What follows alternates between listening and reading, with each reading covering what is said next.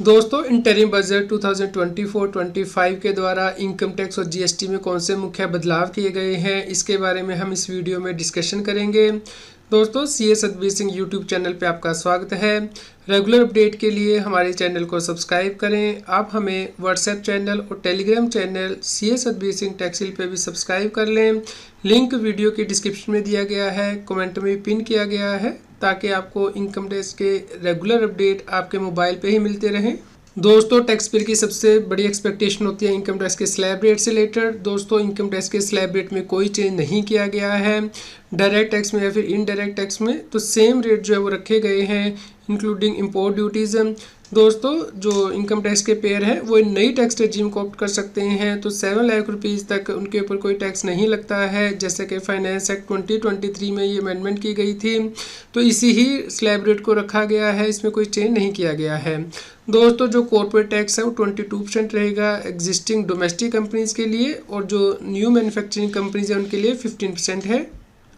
दोस्तों income tax में बड़ी राहत दी गई है टैक्स पेयर को। जिनकी के आउटस्टैंडिंग टैक्स डिमांड है, उनकी आउटस्टैंडिंग टैक्स डिमांड को विड्रॉ किया जाएगा इनकम टैक्स डिपार्टमेंट के द्वारा। इसके लिए डिफरेंट लिमिट है। दोस्तों जैसा कि आप देख सकते हैं, यदि आउटस्टैंडिंग डायरेक्ट टैक्स डिमांड आपकी 25,000 रुपीज़ है और वो फाइनेंशियल ईयर 2009-10 या उससे पहले की है, तो उस केस में इसे विड्रॉ किया जाएगा इनकम टैक्स डिपार्टमेंट के द्वारा। और यदि आपकी आउटस्टैंडिंग टैक्स डिमांड 10,000 रुपीज़ तक है फाइनेंशियल ईयर 2010-11 से फाइनेंशियल ईयर 2014-15 के लिए, तो उस केस में भी इसे विड्रॉ किया जाएगा। गवर्नमेंट का कहना है कि इससे 1 करोड़ टैक्स पेयर को बेनिफिट होगा। दोस्तों गवर्नमेंट के द्वारा कुछ टैक्स बेनिफिट दिए गए थे स्टार्टअप्स को, या फिर जो इन्वेस्टमेंट की गई है सोवरेन वेल्थ फंड्स या पेंशन फंड के द्वारा, या फिर टैक्स एग्जम्पशन उन यूनिट्स को जो कि आईएफएससी यूनिट्स हैं। दोस्तों ये एग्जम्पशन 31 मार्च 2024 को एक्सपायर हो रही थी, तो अब 1 साल के लिए डेट एक्सटेंड की गई है। 31 मार्च 2025 तक ये बेनिफिट इन्हें मिलते रहेंगे। दोस्तों इनकम टैक्स पेयर जो कि रिटेल बिजनेस करते हैं उनके लिए tax Audi limit last finance act 2023 में इंक्रीज़ की गई थी, 2 करोड़ से 3 करोड़ की गई थी। लेकिन यहाँ पे कंडीशन थी कि आपकी जो सेल है या फिर जो रिसीट है वो बैंकिंग चैनल से होनी चाहिए, जैसे कि यूपीआई, एनईएफटी, आरटीजीएस या फिर अकाउंट पे चेक से। सिर्फ आप 5% ही जो अपनी टर्नओवर है या रिसीट है वो कैश में ले सकते हैं। तो ये जो लिमिट है 3 करोड़ की, इसे रिटेन किया गया है। तो इस प्रकार अब जो स्मॉल टैक्स पेयर हैं उन्हें 3 करोड़ रुपए तक टैक्स ऑडिट कराने की आवश्यकता नहीं है, और वो जो प्रिजम्पटिव स्कीम है वो ले सकते हैं। यानी कि अपनी टर्नओवर का सिर्फ 8% ही उन्हें as a deemed income presumptive basis पे ऑफर करना होता है, या फिर वो 8% से ज़्यादा अमाउंट ऑफर कर सकते हैं। दोस्तों इसके ऊपर डिटेल वीडियो आप मेरे चैनल सीए सतबीर सिंह पे रेफर कर सकते हैं।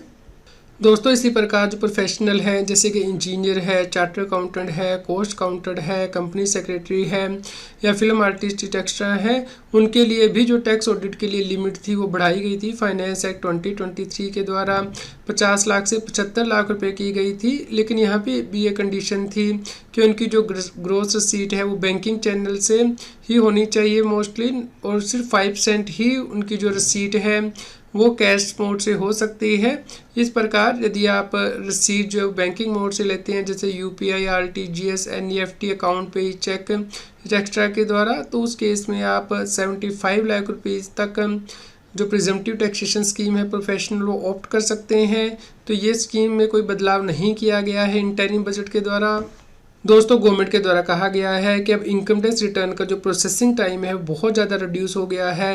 पहले जब आप इनकम टैक्स रिटर्न फाइल करते थे तो पहले आपको 93 डेज़ वेट करना होता था आईटीआर को प्रोसेस होने में, लेकिन अब सिर्फ 10 डेज़ में ही इनकम टैक्स की रिटर्न प्रोसेस कर दी जाती है, और यदि किसी टैक्स पेयर का रिफंड है तो वो रिलीज़ कर दिया जाता है। ऐसा इसलिए हुआ है क्योंकि गवर्नमेंट के द्वारा income tax return filing system simplify कर दिया गया है। अपडेटेड आईटीआर आप फाइल कर सकते हैं ड्यू डेट के बाद भी। इसके अलावा 26AS और pre filling of income tax return की ऑप्शन भी आपको उपलब्ध कराई गई है इनकम टैक्स के पोर्टल पे। दोस्तों यदि टैक्स पेयर के द्वारा ओवरसीज टूर प्रोग्राम पैकेज खरीदा जाएगा तो उस केस में उसका टीसीएस कलेक्ट किया जाता है। दोस्तों टीसीएस जो कलेक्ट किया जाएगा वो 7 लाख रुपए से ऊपर का जो अमाउंट आप पे करेंगे ओवरसीज टूर प्रोग्राम पैकेज के लिए, उसके ऊपर ही कलेक्ट किया जाएगा। ये अमेंडमेंट 1 अक्टूबर 2023 से की गई है। इस केस में 20% टीसीएस कलेक्ट किया जाएगा। दोस्तों अब डिस्कस कर लेते हैं जीएसटी से रिलेटेड बदलाव। दोस्तों जीएसटी में बहुत बड़ा बदलाव किया गया है इनपुट सर्विस डिस्ट्रीब्यूटर से रिलेटेड। दोस्तों इसकी डेफिनेशन भी चेंज कर दी गई है और इसके लिए मैंडेटरी रजिस्ट्रेशन कर दी गई है जीएसटी एक्ट में। दोस्तों इसके लिए सेक्शन 2 में चेंजेस किए गए हैं जीएसटी एक्ट में। तो यहाँ पे आप देख सकते हैं कि इनपुट सर्विस डिस्ट्रीब्यूटर का मतलब होगा वो ऑफिस सप्लायर ऑफ गुड्स और सर्विस और बोथ जो कि रिसीव करता है tax invoice for receipt of input service. तो दोस्तों यदि आप रिवर्स चार्ज बेसिस पे जीएसटी पे करते हैं डिस्टिंक्ट पर्सनस के लिए, यानी कि input service distributor reverse charge basis पे जीएसटी पे करता है या अनरजिस्टर्ड व्यक्ति से माल परचेज करता है और उस पर जीएसटी पे करता है, तो उसका क्रेडिट भी अब उसे डिस्ट्रीब्यूट करना होगा रिस्पेक्टिव यूनिट को। इसके लिए यहाँ पे ये अमेंडमेंट की गई है। दोस्तों इनपुट सर्विस डिस्ट्रीब्यूटर को क्रेडिट कैसे डिस्ट्रीब्यूट करना है और इसके लिए उसे मैंडेटरी रजिस्ट्रेशन लेनी होगी। इसके लिए सेक्शन 20 में सीजीएसटी एक्ट में जो अमेंडमेंट प्रपोज की गई है यहाँ पे सेक्शन पूरी तरह से सब्स्टिट्यूट कर दिया गया है। तो दोस्तों अब यदि कोई सप्लायर होगा गुड्स या सर्विस का जो कि डिस्टिंक्ट पर्सन के बिहाफ पे टैक्स इनवाइस लेगा, तो उस केस में उसे मैंडेटरी रजिस्ट्रेशन लेना होगा जीएसटी एक्ट के अंतर्गत और उसके बाद उसे इनपुट टैक्स क्रेडिट डिस्ट्रीब्यूट करना होगा।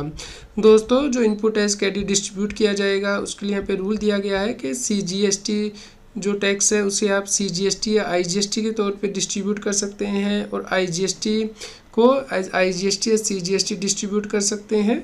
दोस्तों जीएसटी एक्ट में नई पेनल्टी की प्रोविज़न को इंसर्ट किया गया है।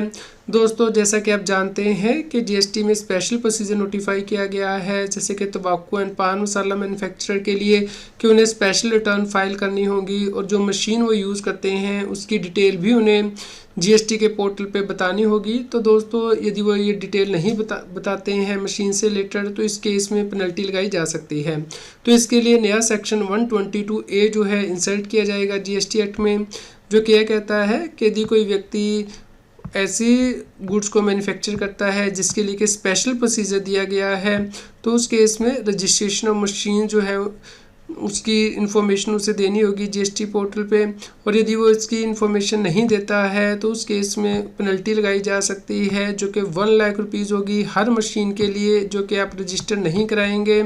इसके अलावा दोस्तों यहाँ पे ये भी बताया गया है कि जो पेनल्टी होगी वो इन एडिशन टू सीजर होगी और कॉन्फिस्केशन, यानी कि मशीन को सीज भी किया जा सकता है और कॉन्फिस्केट भी किया जा सकता है।